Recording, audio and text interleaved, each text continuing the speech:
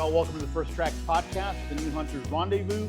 My name is Victor Torres. And I'm Zach Kishan. We're two friends that came together through our passion for hunting, fishing, and everything outdoors. Every 2 weeks, we'll be bringing you another fresh episode and share stories, perspectives, and resources for hunters, anglers, and outdoor enthusiasts of all walks of life. So whether you're laying your own first tracks or a lifelong hunter who just wants to share their knowledge of the outdoors with our community, grab a cold one and let's get started. All right, man. So what is this? Episode 4? Episode 4. Did you think we were going to make it past episode 1 and 2? I did. I thought we would for sure make it episode 3. But I've so far been very pleased with how this has turned out. I feel like we're really starting to kind of bring a community together. Yeah. A lot of learning, man. A lot of new stuff. You know, it's kind of you kind of know what you're getting into, but you really don't, right? So video editing, right? Audio editing, writing content, you know, trying to stay abreast of, you know, just outdoor news and stuff that normally you would, but now it's kind of like you have to make this concerted effort, right, to kind of stay on top of stuff. So I'm digging it, man. One of the things that I like about this is that I'm learning as I'm learning more stuff about the outdoors and hunting, fishing in general, just because you're having to kind of go that extra step to deliver content. So yeah, man, I'm pretty excited. Episode 4. So let's go ahead and kick things off, man. Unless you have something else you're gonna wanna. Oh man, let's get right into it. What have you been up to, man? I feel like we haven't really seen each other the past couple of weeks. Both life's been busy. So yeah, what have you been up to? It's been a little chaotic, man. We've been dealing with some personal stuff, just family, our friends actually. You know, we've had some health scares on that side. Some friends, family has been impacted, so we've been trying to be a little bit more mindful about reconnecting with people. You know, that's one thing that, like most of us, dude, I think our generation and above, right? Or yeah, generation and above, we tend to really kind of stay away from the phone time, right? Or just that constant connection that like the previous generations used to, you know. My mom always rags me. It's like, well, I still stay in touch with my cousins. I'm like, I haven't talked to my cousins in like 3 years, right? And they almost like expect that same level of communication, but it's just not the reality. But, you know, this year has been a really odd year for us in terms of loss, in terms of, you know, redefining what friendships are and kind of redefining what that core group of friends and family is. And so, yeah, man, we've been really just, you know, focused on reconnecting. You know, we're getting more involved with other activities just to try to bring that group of friends in closer. So, but on top of that, dude, turkey season, I've been getting after it. And unfortunately, I haven't seen the bragging rights. No bragging rights, dude. But it's okay, me neither. Here's what I'll say. I've been in touch with people that are seasoned woodsmen that, you know, are legit, you know, in the woods, turkey hunters, and they haven't seen good results either. So, you know, it kind of makes me feel a little bit better, but at the same time, actually here where we're at, was it last weekend maybe? I could have sworn I saw a turkey pop up over there. Really? On that side, yeah. So I was sitting down. It was an afternoon hunt, and it was kind of similar weather. And I thought I saw a squirrel kind of rear up. You know how they kind of get up when they're looking around or eating. So I just played it off, and I got back to my seat, just, you know, to my position.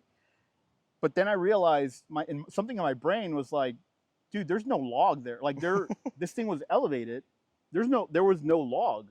So what my brain perceived as a squirrel on a log rearing up was actually a head, neck. So, and all this happened within like a matter of seconds, right? So you see this thing, you kind of disregard it, you go back to just sitting around and watch, and then it's like boom. And I looked back, and then sure enough, it was an elongated neck, and it was doing this.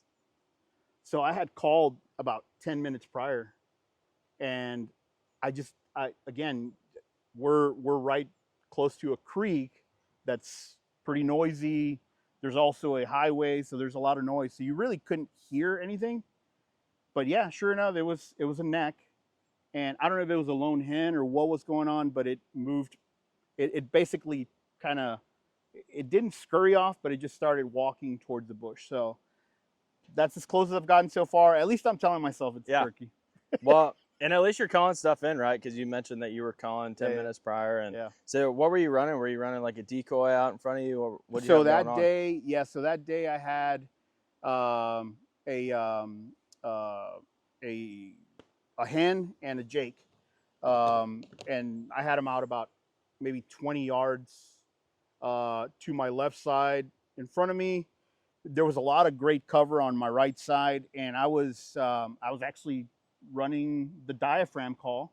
I'm glad one of us knows how to use it. So well, I think it's enough to know, like, it gets to a point where I have to kind of like stop myself because I don't know if it's just I'm not conditioned and I haven't practiced as much as I should have before I started using them this year. But you kind of have to stop yourself and say, all right, let me change to the pot call. I took the advice of another YouTuber, and I'll give him credit in the show notes because I don't remember off the top of my head, but I was just doing very soft, like a hen just feeding, just going about their day, nothing crazy. And then I stopped.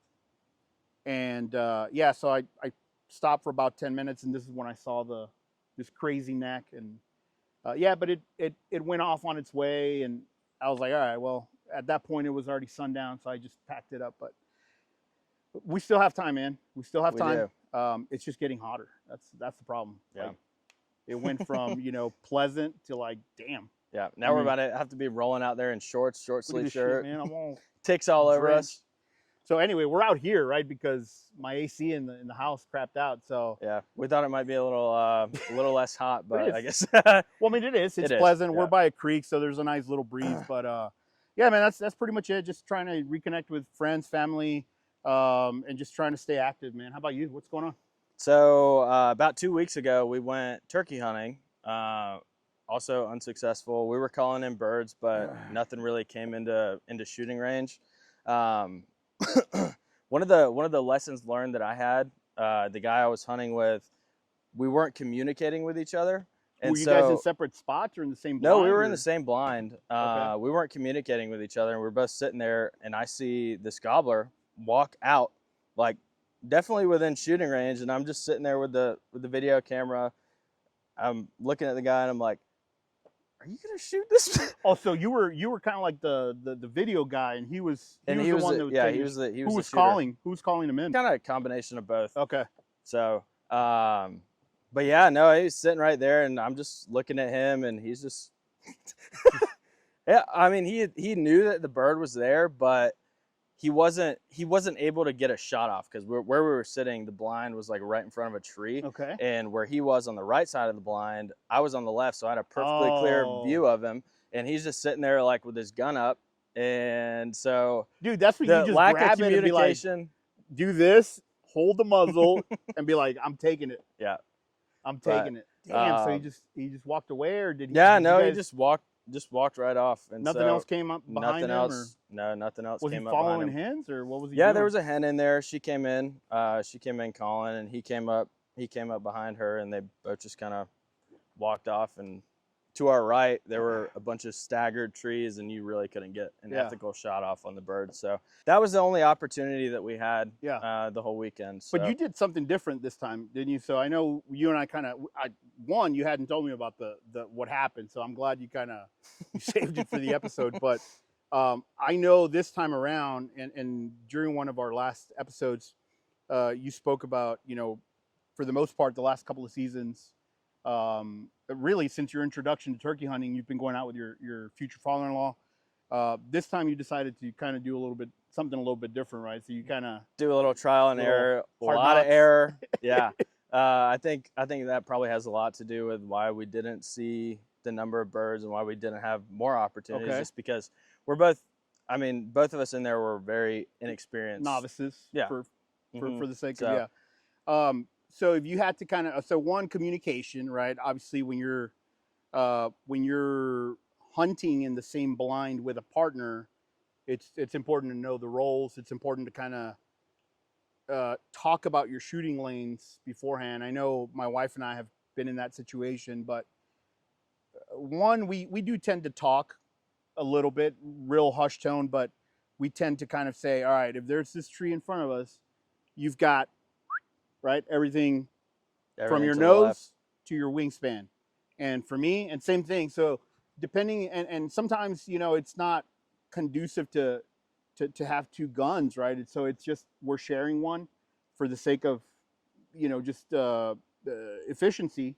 And we talk about these things ahead of time of like, all right, if it's on this side, I'm going to grab it from you. And so we haven't had that situation where something actually presents itself, but having that game plan ahead of time is important. Is important. It is very so important. that sounds like one lesson. Anything on calling? What do you feel like you did right? What do you feel like you did wrong? So I think what I was doing wrong was I was starting off too loud. And What time of day? This was in the morning. Okay. Yep. In the morning. Yep. So I think I was starting off too loud. You kind of want to do that like Yeah, softer that waking calling. up, soft, feeding, socializing, and practice, man. Yeah. Practice was really, I think, what led to our demise this weekend was just not having the proper practice. Yeah.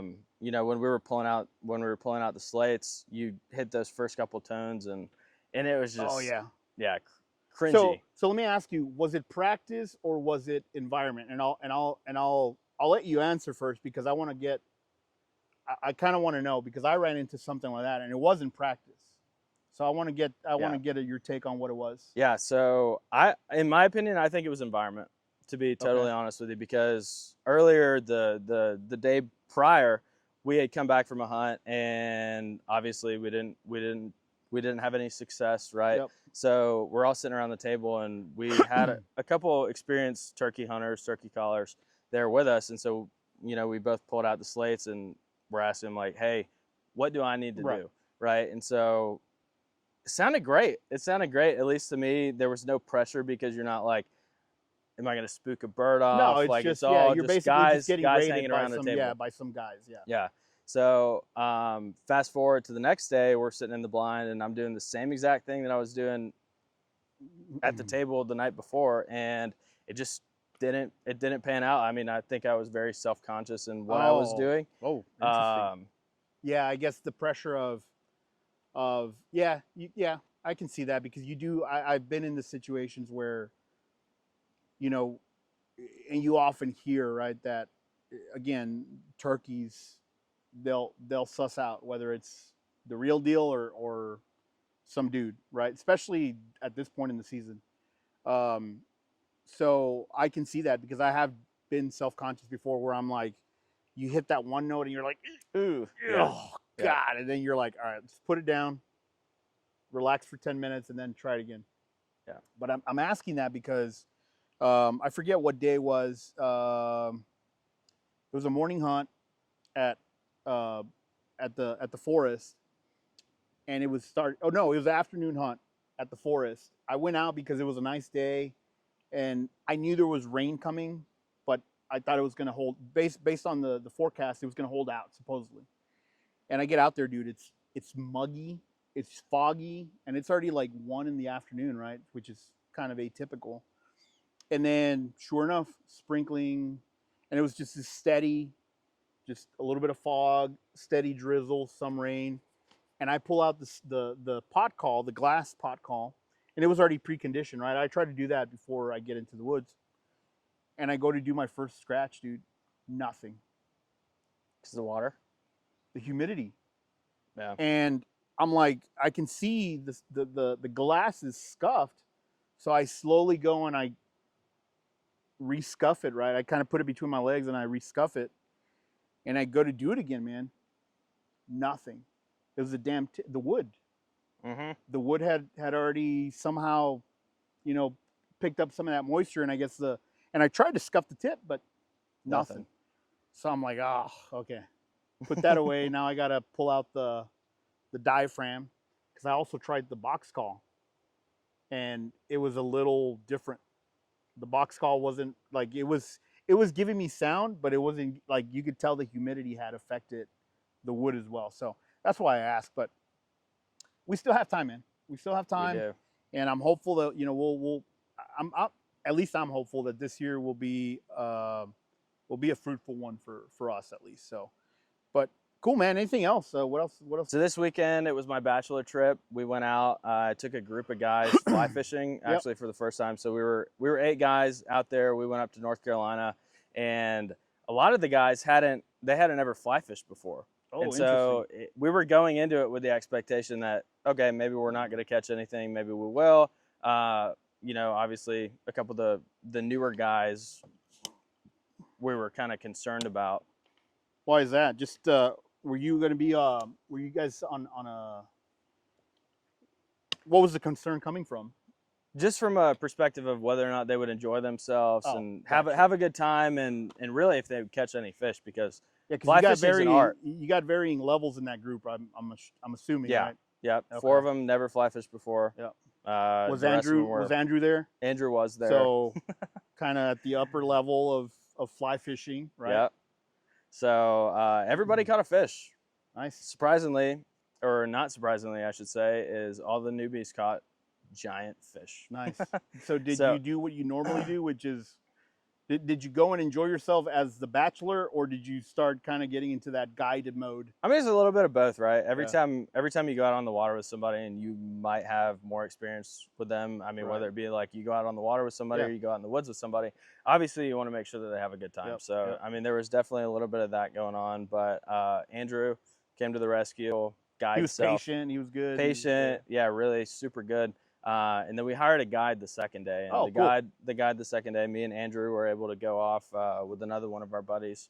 We were able to go off and, kind of go exploring in the park while the guide kind of go hard, basically go hard and let the newbies kind of hang with the guide and get them on. Exactly. Yeah, but cool, man. We stayed at some cabin up there in North Carolina. We had a big crawfish boil, and sweet. It was just a pretty good weekend overall. I caught a big brown, which we'll be posting later.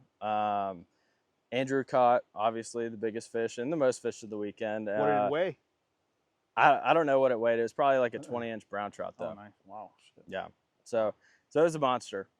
Sweet, man. Sweet. Did any newbies have any accidents, or did it all kind of play out pretty? No accidents. There were a couple of wader leaks because we were letting them use some older gear that we had. So, they're getting out of the river. Hey, dude. Actually, myself included, bought a brand new pair of waders November of last year from Simms. And we're not sponsored by Simms, by the way. get in the water. There's a giant cut, probably like 4-inch cut, right there on my shin, and so wow. I just got absolutely. Oh, so you didn't know about it? You just I had no idea. I mean, they're brand new waders. I'm thinking, oh man, I just got some new boots. My fiance just got me some new boots for Christmas this past year, the first time on the water. So yeah, I had to go to the fly shop and buy a new pair of waders. Oh my goodness. So is Simms going to take care of them, or what's the? We'll see. We'll see. I haven't filed the warranty claim yet, so we'll see. Simms, if you're hearing this, which you're probably not. Fix my waders, Fix please. the waders. So it sounds like they were damaged in shipping or something. So I had actually used them. I had only had them on the water once. Okay. So I have absolutely no idea what happened to them. Whether they got cut on a piece of gear in transit. Who knows? But either way, man, those are expensive. It's expensive gear, and that's why you buy it, right? You buy it because it's gonna last. It's gonna last, and you also buy it because it comes with that, that customer support kind of that those companies offer, right? They're known for keeping customers happy. So no, it sounds like you had a pretty good time, successful. We got on trout and no accidents. We had a blast. It did bring me back to kind of when I was first getting started fly fishing. It kind of brought me back to like oh man, going out in the water. I had absolutely no idea what's going on. I actually bought my first fly rod in high school, and we would use it out on Lake Lanier. We would go catch brim and a fly rod catching just. Oh, dude, it's so much fun. Practicing out in the front yard. All the neighbors probably thought I was crazy, just going back and forth. And I brought that same rod to college, and me and Andrew was kind of like how do I say this? The resident. He was like the guy that was. He Well, really at that point he was a career fisherman, right? he was, yeah, and Yeah, I hopefully mean, we'll have legit career fisherman. This guy, Andrew. Andrew Brown. Andrew Brown. And what's his nickname? They actually call him. Yeah, we Or call you him call him. Brown Trout. So he's a young guy. He's about what 27, 28. 27. But this guy grew up, and that was his sport. That was his right? sport and his life. And Yeah. he competed professionally, I think it was. Yep. You probably know the story better than I do, but yeah, I've been out on the lake with these guys, and I felt almost, at this point I didn't know anything really, and it was a little intimidating. But yeah, he's a good dude, man. Like he's got patience. He's got a lot of patience. But definitely a seasoned. That dude's on a different level of fishing for sure. Yeah, and you kind of get to get in the water with him and just watch him. I mean, you'll go through the same water, right? You can go in front of him and he comes right behind you, catching every single fish out of that hole. And so, I mean, it's really cool to watch somebody like that. Yeah, for sure. Do that. I was fortunate enough to have him take me out on my first fly fishing trip in North Carolina. He took me to Bass Was it Pro. during college or? Yeah, it was during college. Still had the same rod I got in high school, and I didn't have waders, didn't have boots, didn't have a bag. Kind of like what I was to you a couple years ago. Exactly. Yeah. Exactly. So he invited me out there, and he took me to Bass Pro, and he goes, dude, I'm going to set you up. Just be prepared to spend a little bit of money. And so yeah, man, we went, picked up a pair of waders, picked up a pair of boots, a couple of the essentials, a couple flies, some tippet, some nippers. Cheaper than the place you sent me to. Probably. Probably. But did you get the same level of service as you would have got? Definitely not. So yeah, man, he took me out there, and I had a blast. Absolutely fell in love with it, and every year we've been going back since. So and it's weird, right? Like you go in and you're shopping for like a whole different. It feels like you're shopping for a whole different sport, right? Even if you have a little bit of that fishing background, which I think at that point you already had, right? I mean, you had been fishing since high school, but did it feel like completely alien to you? Like when you were like fishing, like I got to get this rod, I got to get this net, I got to get this. It did. Yeah. At least for me, it was like, it's like, what? Yeah. I mean, what is all this stuff, right? So, yeah. And then the first time on the water, I mean, it was just brutal. I mean, I'm sure it's a very similar experience the first time you went, but I spent more time tangled up and retying my stuff than I did actually fishing. And so, I mean, that's just kind of part of it.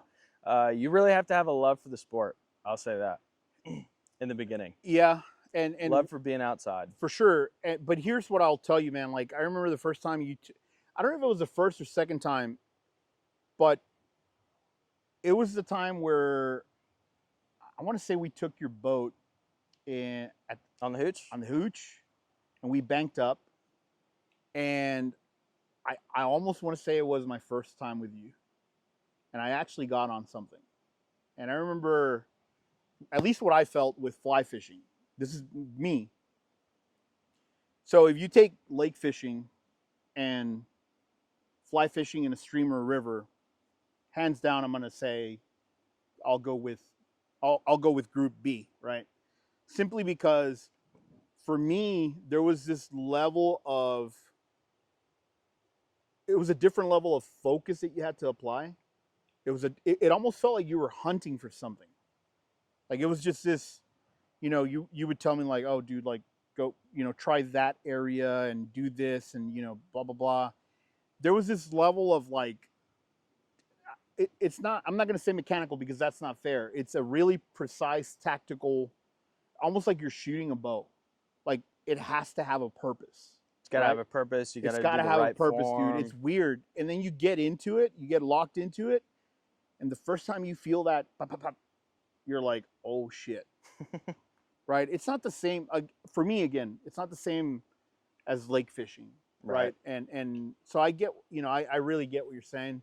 And, once you kind of feel that first, like what? Like you can catch fish with this setup, it opens up a different kind of world, right? I also think that you know, one of the cool parts about fly fishing is that, like you said, I mean, it's a very active type of fishing, and it does require It's like turkey hunting. your full focus. Yeah. And just being out on the water, say you've had a long day, you're not thinking about whatever you were doing. No, I mean, no. you're thinking about catching fish, and you're thinking about not getting your line tangled up, and that's it. And that's what I'm saying. So I think for me, that's the difference. Is like, just take a bad day, send me to the lake, and if I'm there at the lake, I'm still kind of thinking about stuff.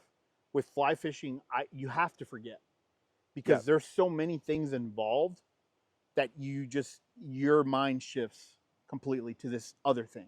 So I don't know, man. It's cool. It's cool as hell. But so yeah, so you started off and you had Andrew as let's just say as a mentor, which again, very a mentor, fortunate. my guide, my best friend, drinking buddy. Yeah, exactly. Yeah. And then what was kind of the progression? I know you spent some time out west as well, but was that kind of like the time out west? Was that a precursor, or what came first?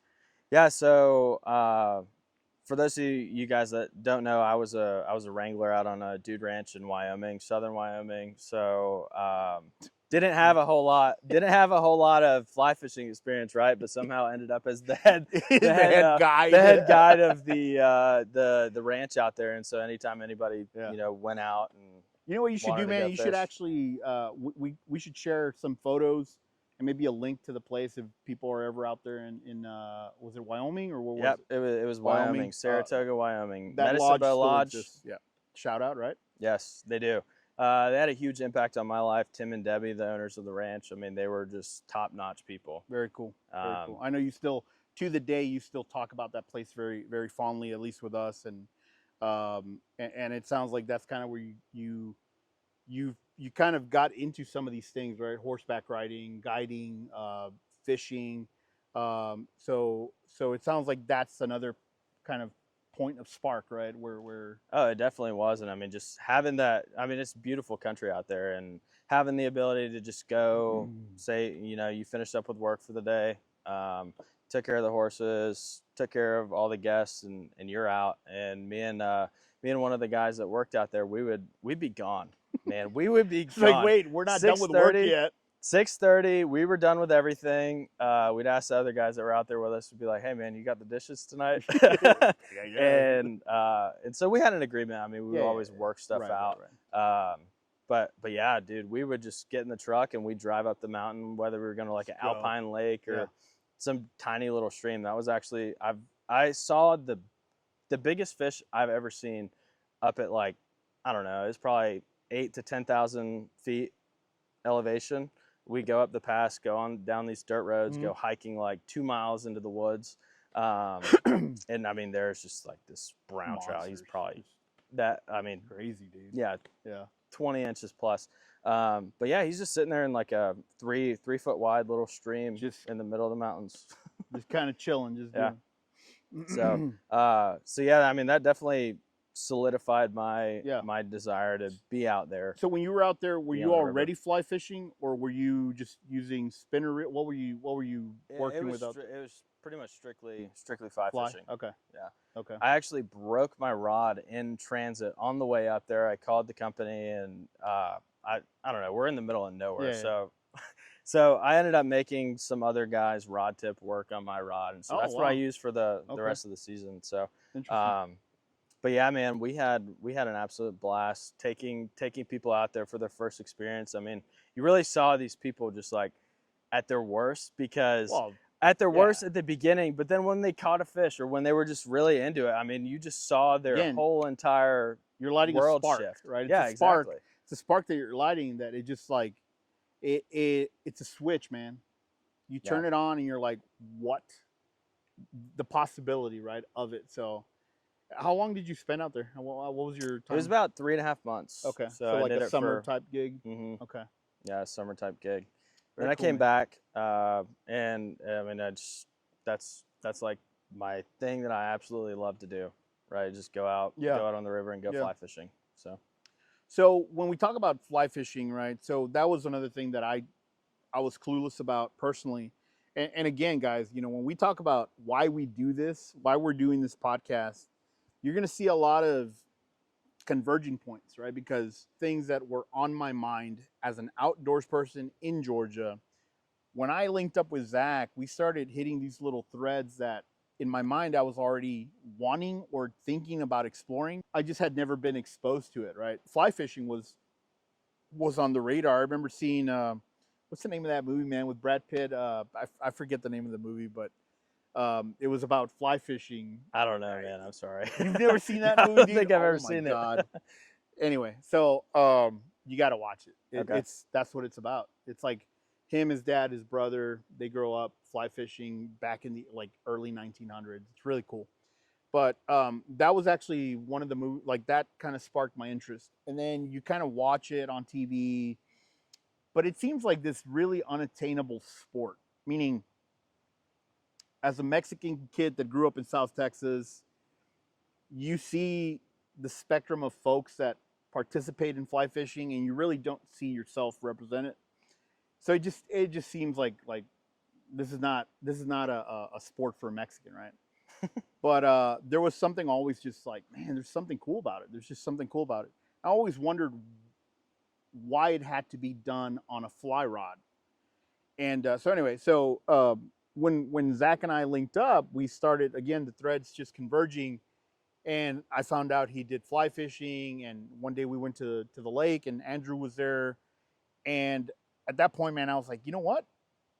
I've got somebody who can at least introduce me and kind of tell me what I need to know, what I need to get into. And that's where it started, man. You were like, hey, man, go to this place, right? There's a local shop here, and they're an outfitter shop. Like they'll set you up. You just have to kind of figure out what you need, what you want. So I went there, and for me, primarily the way my mind works is like, dude, this almost seems like tennis, like golf, like that kind of a sport where you need some level of foundational knowledge, right? And so I went to this outfitter shop, and I remember going in there, and I was just like, one, as somebody who does like gear but doesn't buy a lot of gear, that shop is just amazing, right? Mhm. They got fishing for, I mean, it's wall to wall fishing, but a lot of fly fishing and river type fishing. And you were like, you need some waders, you need some boots, and you didn't say what, specifically. But again, in my mind, knowing who I am, I'm like, I want this. If I'm going to buy something, I want it to last for years and years, right? It's like we spoke on one of the other podcasts. It's like I'm very frugal, and I want to be able to use things for different purposes and for a while. So I knew I needed a fly rod. So first my first purchase was the fly rod. I went to Bass Pro first, and I remember going there, nobody around. It was like this Mhm. was after, I can't remember if this was during COVID or during the kind of height of COVID. Yeah. Dude, not a single person in the store, and I was like, what am I gonna buy? And you're like, yeah, just buy this. If you can find a kit, right, a fly rod kit, buy the kit, talk to somebody. So we find somebody, and the guy goes, hey, here's this kit.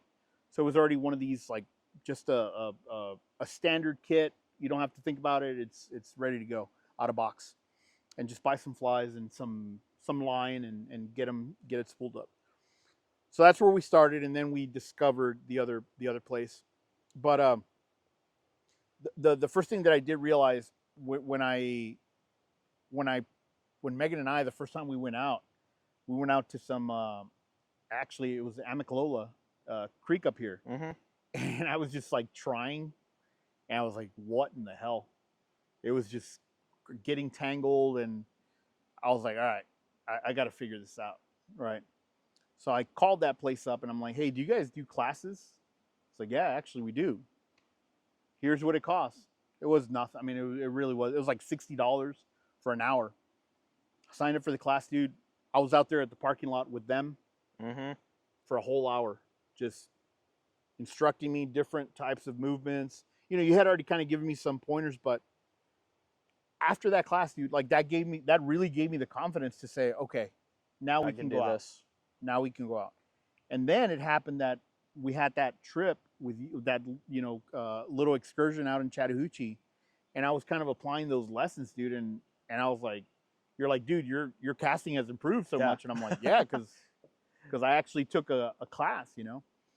And I remember, I mean, you were just sitting there and like light bulbs were going off. In your head. It You're was, like, dude. It was. I mean, you were crushing it, man. I mean, I was very impressed with how you were doing the first time. Well, one of the things that I One of say the is like, first you know, I'm a drummer from my background. I drum, so for me, muscle memory is very. I'm not going to say it comes naturally, but it's a very. It's one of those things that I just.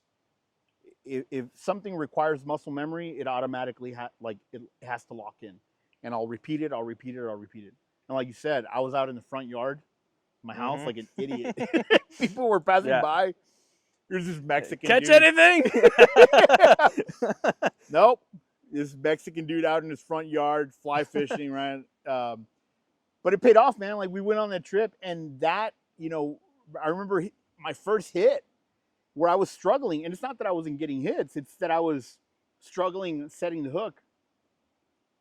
But that first one that set the hook, man, we brought it in, dude. That lit up my confidence, man. I was like, dude, this is it. Like, there's just something about it that feels, you just feel so connected, right? Because you're having to go through this motion, and once you feel that hit, there's so much after, right? There's other things that you have to start considering, right? It's not like just the reel, right? Where the spinner reel where you're just reeling in, and there's not a whole lot. Once you got them hooked, you pretty much have them hooked. With the fly rod, it's like you're in control, and you have to maintain control. Otherwise, it's like that, they're gone, right? So, but yeah, that was, again, it was an experience through Zach. You know, it was something that I'm not going to say I would have never experienced it. I just experienced it probably sooner than I would have, right? Or in a different way. So, yeah, man, kudos to you for kind of, you know, taking on that role again, right, as a teacher. So all it takes is that one person to come into your life and be like, hey man, I want to go take you out to go show you how to do That's this, it, right? dude. And then That you're is able it. to now share that experience with Megan. And now Megan, if she gets super into it, she could go share it with somebody That's it. else. And so it's really about, you know, kind of building the Yeah, community. it's really sharing that knowledge, right? And we kind of did the same thing with a buddy of ours where he wanted us to take him fishing. We had never taken him fishing, and it's so weird, dude. Like, we took him to a reservoir. He caught his first little bluegill. And then like 4 weeks later, he's calling me saying that he's trout fishing up north. I'm like, what? Yeah. You know, he's already That's like, cool. oh, dude. I'm like, dude, more power to you, man. Yeah. And he's already like 10 rods, 10 reels, you know, deep. But you know, he's one of these, like, he goes over the edge. But the point is, he's being successful, right, in his own way. And it just took that little spark, somebody taking him out. That's all it takes, man. A little a bluegill, and he was so excited. So, but you know, I think if we're looking at if we strip this down, right, and trying to demystify what fly fishing is, and I know we don't have a whole lot of time, and it's a very deep subject, but why don't we do this, man? Let's just talk about fly fishing, demystify it, maybe what the difference is between fly and a rod and reel type setup, and maybe some of the basics, some of the bare necessities that you would need if you wanted to get into the sport, right? So, yeah, man. I don't know if you want to start with this. What you've got right here is I mean, it's a fly rod. It's actually the same exact fly rod that I had. I see you've got a little dry fly. I do. Tied on there, right there. Elk caddis. That's the go-to dry fly for me. Something gatos. I don't know. So the cool part about fly fishing is this line right here is your way that you cast. I mean, no matter how hard you throw this rod, if your line is not making the right motion, I mean, it's not going to go anywhere. Right. So let's pause there real quick, because I think this is important. And this was something so fundamentally different that I didn't really understand when I first started. So if we talk about just your classic reel that spools the line like this, where you have some type of a weight, right? Some type of a lead, some type of a metal, tungsten or something that allows your line to fly when you cast it, okay? Right. With fly fishing, you don't have that. This right here, what Zach is talking about, in this case, it's a green, what do we call this? It's a green floating fly line. Right. This is the weight that allows what do we call this, Zach? Your leader Leader and and your fly. to virtually fly and go Yep. a pretty far distance. This and the action of this rod itself, right? Very different. So if you want to kind of break it down a little bit and Yeah, man. So right here, what you've got is I think what every beginner should ever get. It's just like a 9.5 foot 4-weight, 5-weight. Yep. That's all you need. I mean, that's really all you need. This was that like original kit. Yeah, I think this was. This was your original TFO that you bought. Yeah, I want to say $70 to $90 at Bass Pro. It was already it already came with some line, I believe. No, he actually had to spool it. Yeah, he might have hooked you up. It looks like he hooked you up with. Well, this was post. This was at the other shop. Yeah. Gotcha. So we changed it up because I did notice once we started getting into it, you know, it only took a few experiences for me to really understand that the original line that he gave me was no good. Yeah. So yeah, I mean, it's just the cheap line that comes from the factory. Right. Comes with like backing, fly line, and then they give you a leader to get you on the water, right? So this is the rod that I mean, same exact rod I carry. Yeah. It's the one that you've got.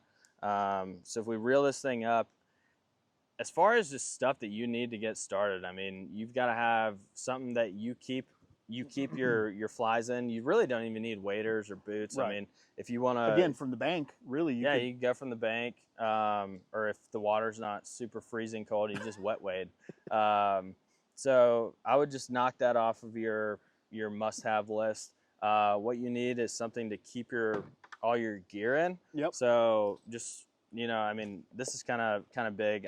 Over the years I've accumulated a lot of stuff, and so probably first getting started, you probably wouldn't have something this big. Like if you compare Zach's kit to mine is smaller, and not by design. It was really because in my mind, you know, I basically left the store with this, a couple of flies, and the guy was actually very kind enough to say, dude, you don't need that. He was, that's what you get when you go to a local, a real fly shop that cares, that wants you back, and that really knows what they're talking about. He's like, because I asked, I'm like, dude, don't I need something? He's like, no, man. He's like, your first year, unless you're going out there hardcore and learning, you're gonna have a box. Just make sure it's waterproof, a combination of flies. And my pack is literally, it's probably a little bit bigger than this, and it goes in the front.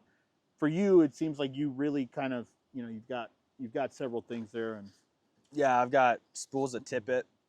This is pretty essential. What's tippet? I'm sorry. It's just stuff that you would attach to your leader. I mean, you can use it to tie up multiple, like dry dropper fishing, multiple flies on your fly line. So this would attach directly to your leader, which you've got the dry fly. So it's kind of like three components, right, of the line. So if you look at it, right, so you've got well, actually 4 components, right, because you've got your backing, which is kind of the material.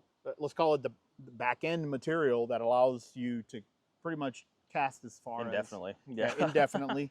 And then you've got your float or your sinker line, depending on what you're fishing for, right?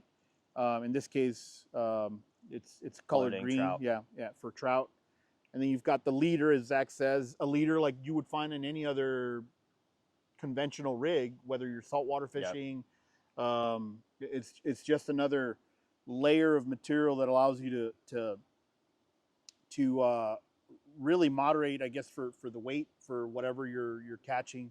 And then in this case, the tippet, right? And that's kind of where the fly. Yeah, you would attach it on, because I mean, as you notice with fly leaders, they kind of taper. They taper. That was the other thing that I found very curious. Like, so as you lose flies, you're cutting stuff off. As you lose more and more flies, you're getting thicker and thicker line. So eventually, you have to replace the tippet, right? Because you've if you're a newbie like me, you're constantly losing.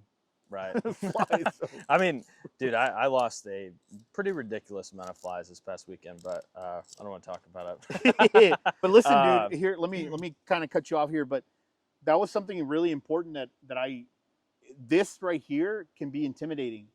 So what I'm going to do is I'm going to actually share a link to a book that I bought. Again, we're not affiliated, And actually, this is a really old school book. It's like one of those old school hardcovers. Yep. And it really does. It's like one of the original definitive like fly fishing books. I forget who the author is. Like I said, I'll link it. But that's where after some of the instruction you gave me, that was the source that I really like dug into, because a lot of this stuff was still kind of confusing to me. So that was a good resource. I'll put it on the show notes. That way folks can Go buy check it it if out. they need it. Yeah. So continuing, sorry. And then so this little piece of equipment you can use just a simple nail clippers. Yeah, if you want to give yourself a manicure on the river. No, we use this to just cut flies off, and it's also got like a little eyelet poker. So a lot of the flies that you buy, they've got glue from the factory, and you got to punch it out to be able to get your line through. I remember the first time, man. Dude, I remember the first time I was ever trying to tie on a fly, and I'm like, what the heck? Like, I know my vision's not that bad, and so I'm sitting there trying to push the line through the hole, and I'm like, nothing. It won't go in. It just curls in. Just curls in. Yeah. So this little tool comes in handy. That's cool. And then just outside of that, I mean, all you really need, I've got two of these boxes right here. I've got one for my nymphs and midges, which are basically your sinking flies, and then I've got another box for. And this could be very confusing, right? I mean, I look at this, man, and outside of it being a pretty much like a work of art, I'll get it closer. Is this the one that you get from that guy online? No? The box isn't, but a lot of those flies are. The gear itself. So, yeah, what's that saying that you always hear in fishing? What is it? Match the hatch, right? Yep. And I think this is probably the best example of that, right? Is you've got your junk flies, which are your eggs and your squirmy worms, and just like the real junky looking stuff for fishing for like stupid stock fish, right? Yeah. And then you've got like your smaller stuff for when they're on like a more natural bite, bigger nymphs and midges. And so I know we're throwing out a lot of terms here. So let me see if I can maybe simplify a little bit, just to, for somebody like me is. So what this really represents, I almost look at this like a seasonal, like a calendar, right? Yeah. Is every time of year, trout are feeding on different things that literally fall on the surface of a creek, water, etc. So when you hear the term match the hatch, right, is during spring, during whatever time of year it is, you want to try to throw a fly, a lure that represents what's currently hatching in that season. So when Zach's talking about nymphs and what are midges? The midges. Midges are like the beginning phases of a bug. I mean, bug stages basically. Yeah. And or bug names, right? Or in this case, worms. So I think what would be a cool thing, man, is if we could put together just a kind of beginner's guide, just to terminology and stuff like that for our. Because like I said, if you were to give me this as a beginner, I'd be like, what is this?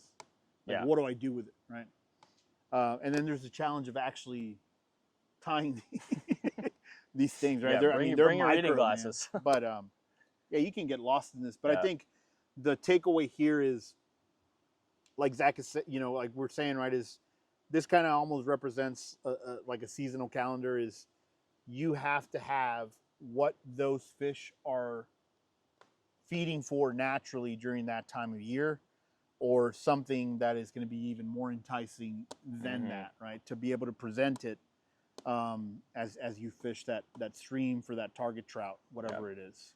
So. Yeah, and my advice to all you beginners is just get a couple different flies. I mean, nobody's box who's just getting started off is going to look like that. And this is an example of that, right? My box is still very simple. And again, not because of anything other than I'm still figuring it out. Yeah. And guess what? You can go out there with that setup, and I can go out there with that setup. And if we were fishing, I mean, you would probably catch the same amount of fish that I could catch. It just depends on what they're feeding on, right? And if we're throwing the right thing at that moment. Depends on what kind of fish, kind of fish you're actually fishing for, whether they're stock fish, wild fish, what's saltwater. Coming off. Yeah, saltwater. So you've got a couple streamers in there. Yeah, we were set up also for one of our trips to Florida, but anyway, that's a different that's a different story. And then in this box right here, I've just got your just a bunch of dry flies. What is a dry fly? A lot of the flies that I have accumulated over the years, but this would basically just simulate a bug that has just landed on the surface of the water. The fish will come up and eat it. Yeah, it's actually a really exciting way to catch them. And really, it's called a dry fly because the efficacy in this presentation, right? And presentation is just kind of how you're presenting it to the fish as it goes downstream. Is it has to remain dry so that it floats on the level of the surface. There's some viscous material that you can also. It's called floatant. Yeah. What is it called? Just fly floatant. Floatant. Floatant. And you kind of, it's like just a viscous, clear, liquidy material that you coat the fibers with so that it maintains that top buoyancy. Oh, look at that, dude! That's cool. I had never seen that. Grasshopper. Wow, yeah. So that was that's pretty neat. I got that out. We were fishing in Montana. That's pretty neat, yeah. In the plains. So again, this is a beautiful example of somebody who kind of is a little bit further down the line.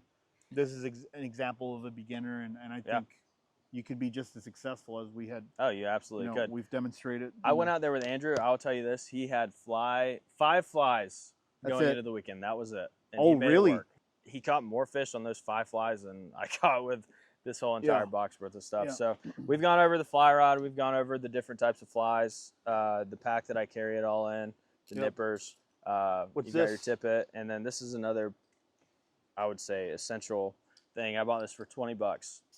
$20, and then I've got a little gear retractor. That's what I need right there. So you hook it up to your back, and then you can reach down and pick up your fish. Yeah. So, and a lot of the fly fishing type nets, as opposed to your bass fishing nets, I mean, they're going to have that rubbery material, and that's just because when a trout doesn't have scales, and so they have slime, and that's their protective layer. And so if they're rubbing against like a cloth net, it's going to rub off that. We got it's your typical gear that you would have. A bag, a starter fly set, a pocket knife as always. Anything else, man? Yeah, that's really it. I mean, that's your bare bones essentials. Any glasses? Anything you would recommend? Well, over the years, and we were kind of touching on this before we started the episode, is just working on the computer all the time, man. I've really started to notice my vision start to decline, and so I think I'm about at the point where I got to get those little glasses so I can actually see what I'm doing. On your nose. But yeah, I mean, just get out there and try and go catch one. I mean, you don't have to have all this crazy gear. Get yourself a fly rod, and you're golden. I think it would be nice if we brought our community maybe just like a little list, a little checklist. Again, we're not sponsored, we're not endorsed, but we could put together a list of little things that you need. You go figure out, right? Pricing, whatever your budget is. Go to Amazon, go to wherever you go and buy stuff, and just look at it kind of like a starter list and go from there. If you have any questions, reach out to us. We'll do the best we can, right, to get those questions answered. But again, the point is get out there, get out there and leverage our community. If you do have those questions.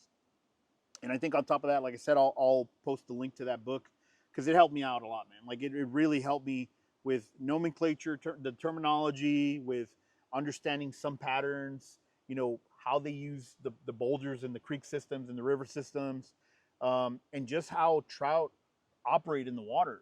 Very different than bass, so just understanding how these creatures navigate the water system is going to set you up for success. So cool, man. Anything else that you want to touch on in terms of trout or kind of getting into it? I think that's pretty much it as the trout goes. I know you wanted to touch on a specific article that you found online. I ran into an article that was talking about Kentucky and the elk population there, which I always knew we had some populations out east, but I wasn't really aware of how successful the elk population in Kentucky was and the opportunities as a hunter to participate in Kentucky's elk season. It's what'd you say it was the biggest elk population east of the Mississippi? East of the Rockies. So just as a little backdrop here, you know, so if we look at going back to the mid 1800s, right? So in 1850 in Kentucky, uh, the elk population was completely extirpated, right? So as settlers were moving west, right, they were really hammering elk, deer, whitetail, et cetera, big land mammals, black bear, and elk was one of those prized commodities back then, right? So as people were kind of settling out west, we basically got rid of elk in the eastern United States. So in 1997, Kentucky embarked on a major project to revitalize and reinstate an elk population in old mining um, sections of the state. So basically, the southeast and the northeast, where old mining operations used to be, they basically reclaimed that, and they chose that location to repopulate with elk. They translocated about close to 1,600 elk. They transferred basically from 6 different western states to establish a herd. And in 2002, they pretty much completed the final restoration of that operation. And today, it boasts the largest population of elk east of the Rockies, to the point where it's now a managed resource, and they have 500 yearly tags that they allow hunters to participate in.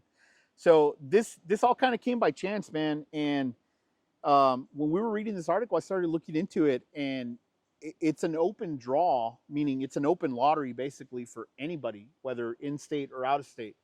So we decided to participate. It was like a $20 investment to have the opportunity to hunt that season. There's 3 windows, so basically there's a bow season, there's a rifle season, and then there's an either sex season with archery. So my wife and I put in for that, and you know, it kind of opens up a new world, right? Because it shows that, one, in the United States, we really look at our natural resources as something vital, and you also look at it from the vitality of a community, right? So what they did in that area of Kentucky, they took this part of the state where used to be nothing but mining country, an old industry that left, and now it's been replaced by a new industry that's allowing these communities to thrive again, right? Because of these opportunities of bringing in hunters and letting them participate in these hunting opportunities. So, yeah, man, I'm pretty stoked, and I thought it was a pretty neat article. We'll post it up on the show notes as well, because it kind of goes to show the resiliency and kind of, you know, how we really, as a country, how we look at these resources. How, yes, even though in our early history, right, we pretty much got rid of some of these things, but you know, a lot of these states work with other uh, um, agencies across the country to be able to reestablish some of these historical herds, right, that used to exist there. So, And like you said, I mean, it's not just elk. I mean, they did that with the oh, whitetail deer. yeah, They did that's that with right. bears. That's right. They 100 did it with species. everything. Yeah. It was 100 species that Kentucky, and Kentucky is not the only example, but it was interesting because it kind of led us to an opportunity that we didn't have, right? So, or at least that I wasn't aware of before this year. So we're excited, man. So they're supposed to draw in May, I think. That's when you find out whether or not you've been drawn for the tag. But figured for $20 each person, Yeah, man, why not? why not, right? It's an adventure that I think Yeah. would be great. Yeah. So, so I think that's kind of from a news perspective. Again, it's an older article, but I think it's an article worth reading, just because It's again, relevant. it's a story of success for the United States Yeah. and our wildlife, right? So yeah. Anything else, man, from First Track's perspective? Anything you want to cover? Any updates there? So we're working on a couple of things as far as merchandise goes. I don't know if you guys saw this, what we're wearing on our heads, but It is we're trying to get some hats made. We're still working through a couple small details, and as well as a couple graphic t-shirts. So stay on the lookout for those. And anything else from you? No, I think from a from a t-shirt perspective, I almost want to kind of put some samples and see, what do you guys think? What do you prefer, A or B or C? No, I think the website is up, right? firsttracksoutdoors.com. We're finally out on episode 1. Meet the Guys is finally available on all of the major platforms: Spotify, Apple Podcasts. Search it, find it, subscribe, and that way you get notified when this episode and other episodes drop. Again, every 2 weeks, we're going to bring you guys a new episode. We've got a couple guests that we're working on bringing onto the show. Super excited about that. And as always, go lay your first tracks. I'm Zach. I'm Victor. Thank you all for joining us. We'll see you next time. Thanks, guys.